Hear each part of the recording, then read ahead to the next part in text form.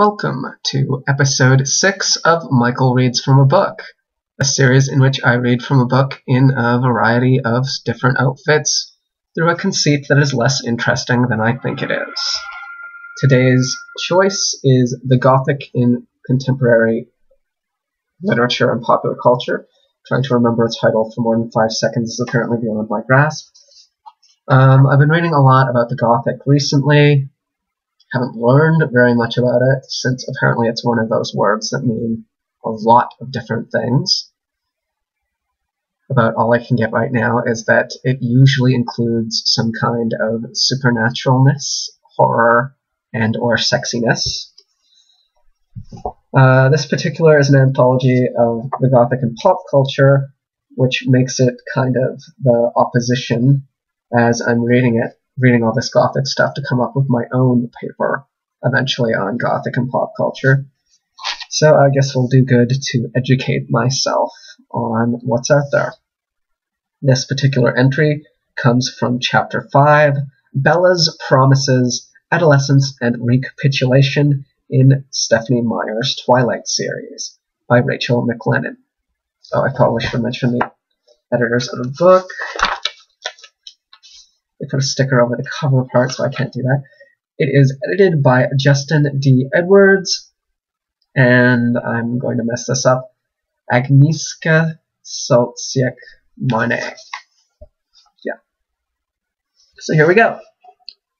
The literary critic Stephen Broome argues that one difference between contemporary Gothic texts and late 18th century Gothic novels is that the contemporary Gothic texts can no longer sustain the narrative project of returning the societies they portray to a logic of historical progression. For Broome, it is the psychological complexity of characters in the contemporary Gothic that renders this return impossible. He writes, quote, "History has made a promise that one will grow from a fragile, vulnerable child to an autonomous, rational adult, but is unable to keep this promise in the 20th century. It can only offer a future that is already suspended between past and present."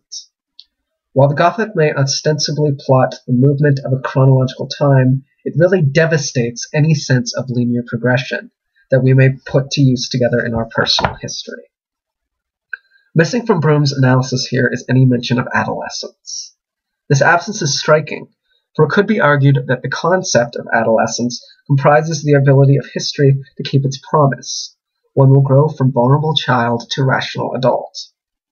In this, Broome might have invoked adolescence in support of his argument. Of course, this would have to accept Broome's assertion, which is apparent acceptance of a monolithic history, which offers the same promise to all. And how can history make a promise anyway, is questionable. This chapter considers the concept of adolescence in relation to Broome's argument, and explores the concept of adolescence in relation to contemporary Gothic. Broome's argument is contained within an article attempting to account for the popularity of the Gothic in novels and films since the Second World War. To this end, I will first explore the work of the American psychologist G. Stanley Hall, who is widely credited with formulating the concept of adolescence as it is conventionally understood today. Hall's work, I suggest, sheds new light on Broome's argument, revealing why it is useful to consider adolescence in relation to the Gothic, particularly in reading of popular fiction such as Stephenie Meyer's best-selling young adult series, Twilight. G. Stanley Hall's 2-volume interdisciplinary study, Adolescence, Its Psychology and Its Relation to Physiology, Anthropology, Sociology, Sex, Crime, Religion, and Education, that's encompassing, is often cited as the first text to provide a comprehensive account of adolescence. In the early 20th century to the present, adolescence has been understood as a liminal period of identity formation, somewhere between childhood and adulthood, but incorporating both stages of development. This liminal quality means that adolescence provides an illustration of what Broome describes as, quote, "a future that is already suspended between past and present," end quote. But to focus on adolescence will complicate Broome's claims. To say that adolescence has been understood in the same way since the early 20th century is a huge oversimplification. It's, after all, Hall's understanding of adolescence as a psychological and social construction, physiological changes in puberty together with social and cultural factors intersect in complex ways to construct adolescence, they remain his most insightful contribution. Put another way, adolescence may be consistently understood as a period between childhood and adulthood, but what is meant by childhood and adulthood, and perhaps even more importantly, how and when an individual is said to pass from one category to the other, varies according to historical period and cultural context, and has consequences for the ways in which adolescence is constructed and conceived. Hall's own construction of adolescence can be used to illustrate this. Unpacking Hall's theories, Christine Griffin notes that, quote, adolescence was not simply a product of Hall's idiosyncratic ideas as an influential North American psychologist, nor did this represent an essential truth about youth which was discovered by Hall via the techniques of scientific psychology. Hall's work reflects a particular combination of discourses around race, sexuality, gender, class, nation, and age, which are very much rooted in specific historical moments. End quote. The shift in American society engendering the changes in lives of young people and their visibility can be traced back to post-Civil War culture. Many scholars, including Nancy Lesko, Anita Harris, and Catherine Driscoll, argue that the construction of adolescence is inextricably bound up in the conditions of modernity.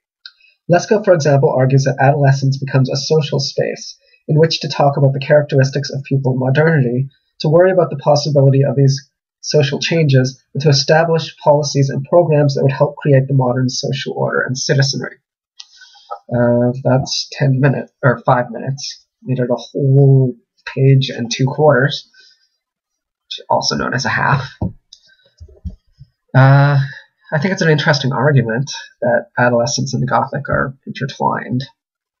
I don't think it relates directly to what I want it for, but it really obviously works in the context of the Twilight series, or at least would be something interesting to discuss in that context.